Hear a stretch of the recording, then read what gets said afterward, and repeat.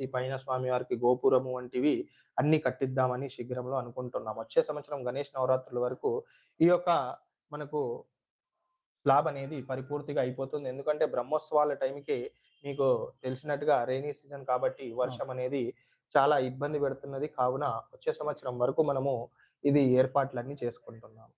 మన ఛానల్ చూస్తున్న ఫ్రెండ్స్ గూడా ఎవరైనా దీనికోసం సపోర్ట్ జేయాలనుకుంటే ఖచ్చితంగా మీరు రావచ్చు. మన డిస్క్రిప్షన్‌లో మీకు ఈ భవానీపురం ప్లస్ ఈ టెంపుల్ లొకేషన్ మొత్తం అన్నీ బెడతాను.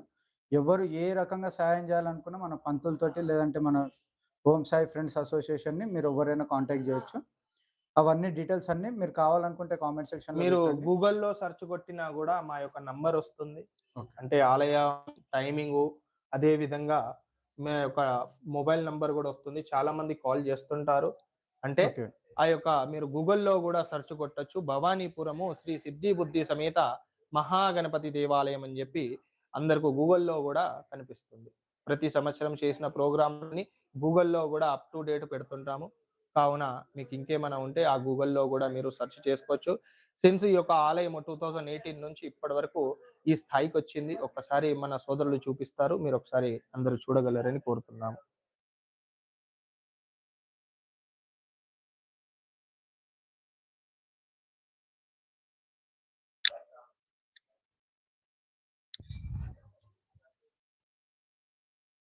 ఇది లాస్ట్ టైమ్ పెయింటింగ్ వర్క్ ఎప్పుడు జరిగింది స్వామి?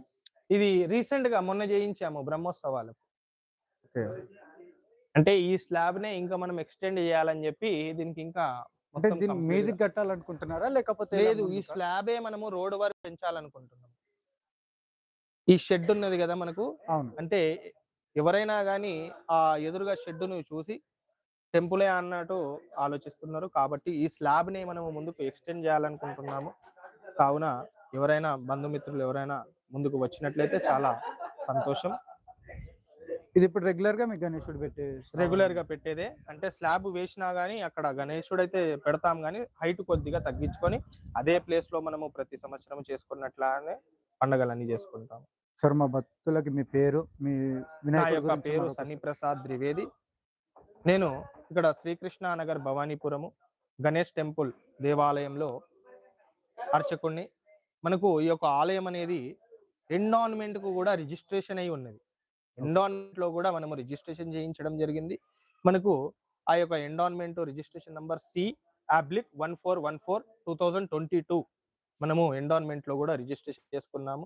కావున ఎటువంటి అంటే మనము ఇచ్చిన రూపాయి గాని ఎక్కడైనా వెళ్తుందేమో అని కాదు. ఎందుకంటే ఎన్విరాన్మెంట్‌కు రిజిస్ట్రేషన్ అయ్యి ఉన్న టెంపుల్ మీకు గూడా తెలిసిందే కాబట్టి మీరు ఒక్కసారి దీని గురించి ఆలోచించగలరు. అదే విధంగా మీరు ఏమైనా ధన రూపేణ, వస్తు రూపేణ, సేవా రూపేణ గూడా మీరు ఈ యొక్క హెల్ప్ చేయగలరని మా యొక్క కోరిక. వాళ్ళందరికి చెప్తాను స్వామి. చెప్పి చేపిస్తాను. దుర్గా నువ్వేమైనా చెప్పాలనుకుంటున్నావా? 2 మాటలు మీ గణేశుడి గురించి. ఈ టెంపుల్ చాలా చిన్న నుంచి మంచిగా ఇయర్ అభివృద్ధి చెందుతుంది.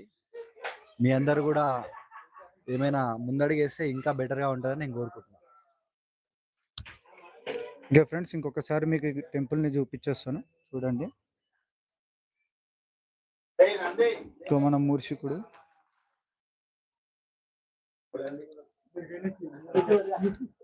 సిద్ధి బుద్ధి సమేత దండ గణనాథుడు. ఇది హైదరాబాద్‌లోనే సెకండ్ టెంపుల్ అంట ఇలా ఉండడం. సో ఎవరైనా రావాలనుకుంటే జస్ట్ కామెంట్ చేయండి. నేను మీకు అన్ని డీటెయిల్స్ ఓం అవన్నీ నేను షేర్ యోపాం చేస్తాను. పుష్పం వేద చాలా మహిమగల దేవుడు. చాలా అభివృద్ధి చెందుతూ అది ఇక్కడి దాకా వచ్చాడంటే చాలా మహిమగల దేవుడే అయ్యి ఉండాలి.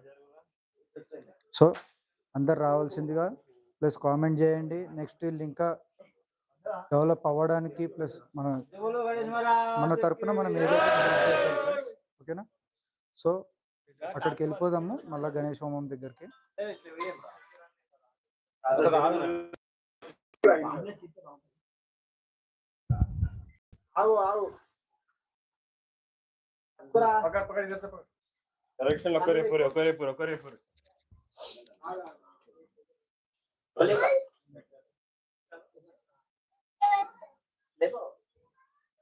పెట్టాలి.